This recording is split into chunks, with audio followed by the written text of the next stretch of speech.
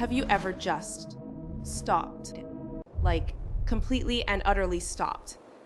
You wake up one morning, you look at your phone, and you realize that you no longer have the desire to text anyone first. You realize that if you didn't initiate the conversation, if you didn't check in, if you didn't force the connection, everything would just fade into pure, deafening silence. And the crazy part, you don't even care anymore.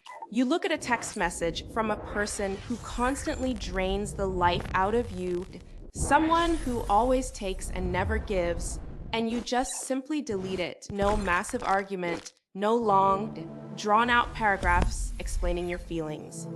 No drama, just a swift, silent deletion. Society has a lot of names for this. They will tell you that you are acting cold. They will tell you that you are avoidant toxic, or that you are exhibiting a massive red flag. But they are lying to you. The truth is much deeper, and it is hidden in the very wiring of your nervous system. You are not broken. You are not deeply flawed. You are simply exhausted.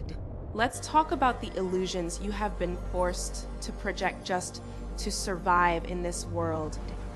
Society loves to call you the strong illusion. They look at you and they see the rock. They see the person who never breaks down, who never asks for help, and who handles every single crisis perfectly without breaking a sweat. But the exhausting reality is, you are a deeply exhausted individual who is absolutely terrified of dropping the ball because you believe your worth is entirely dependent on being useful. Society loves to call you the lone wolf or the cold illusion. They think you don't care about others, that you are detached or completely emotionally unavailable. But the exhausting reality is, you are someone whose nervous system is so easily overwhelmed by emotional intimacy that isolation is your only way to find peace. You care too much, so you shut down to survive. Society loves to call you the high achiever or the perfect illusion. They see the golden child, the person who has their life perfectly put together, crushing goals left and right. But the exhausting reality is, you are running entirely on the fuel of anxiety. You are not actually chasing success. You are sprinting away from the deep-seated fear of being ordinary, unloved, or completely abandoned. And finally, society loves to call you the easygoing illusion. They see the person with zero drama, the one who just goes with the flow and never complains. But the exhausting reality is, you are a person who has completely abandoned her own boundaries and swallowed her own needs to ensure you are never a burden to anyone else. You do not look like you are struggling at all, but you are profoundly lonely, even in a crowded room, because nobody knows the real you, only the curated version you present to stay safe. You do not need to be told to try harder. You are already trying too hard. You need to feel seen. I see how heavy that is. You can put it down now. You are safe here. So let's unpack the clinical absolution of why you door slam people. Let's talk about why your sudden withdrawal is not a toxic trait, but a brilliant adaptation. In psychology, there is a concept called the polyvagal theory. When your autonomic nervous system has been drained for way too long, and it realizes that your social interactions are no longer physically or emotionally safe, it takes matters into its own hands. Your nervous system doesn't wait for your permission.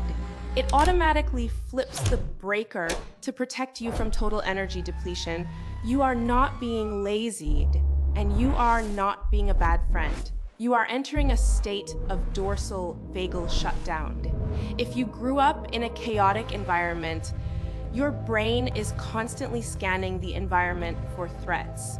You cannot simply relax or think positive because your biology is actively screaming that you are in danger. When you get overly angry, controlling, or defensive, society calls you a control freak. But really, That is your FIGHT response. Your nervous system says, if I control everything and everyone, I won't get hurt. When you overschedule yourself, become a workaholic, and run away from intimacy, society calls you driven. But really, that is your FIGHT response. Your nervous system says, if I keep moving and stay busy, the pain can't catch up to me. When you procrastinate, doom scroll for hours, and isolate in your bed, society calls you lazy. But really, that is your FIEZ response. Your nervous system is overwhelmed and shuts down your body to conserve energy. Your nervous system says it's too much. Play dead to survive. And when you lack boundaries, when you cannot say no and lose your identity to match others, society calls you a people pleaser. But really, that is your FAWN response. Your nervous system says, if I make the threat happy, they won't attack me. I will abandon myself to keep you around. But why do you do this? Where does this come from? We have to look at the root cause. We have to look at your childhood core wounds. Perhaps you carry the unseen child wound. You were the child who was ignored or only praised for your achievements, never for who you actually were. So now you believe I must be perfect to be loved. My worth is tied to my output. Or perhaps you carry the parentified child wound. You had to grow up too fast to take care of emotionally immature or absent parents. Now, you believe I am only valuable if I am useful. Relying on others is dangerous. You are the Atlas child. You are holding up the sky so that it doesn't crush the people you love. But no one asks how your shoulders are doing. Or maybe you carry the criticized child wound. You walked on eggshells around unpredictable, angry, or hypercritical parents. Now, you believe if I make everyone else happy and stay quiet, I will be safe. Because of this, you are not just in the room, you are the thermostat. You constantly read the temperature of everyone's mood and adjust yourself to keep the room from catching fire. You locked the painful memories in the basement, but the ghost still lives in your nervous system, rattling the pipes every time someone gets too close. You've spent so long blending into the colors of what other people need you to be, that when you look in the mirror, you don't even know your own original color anymore. The armor you built to survive the battlefield of your childhood is now weighing you down in peacetime. It is time to shift the paradigm. It is time to take all that deep psychological insight and turn it into your superpower.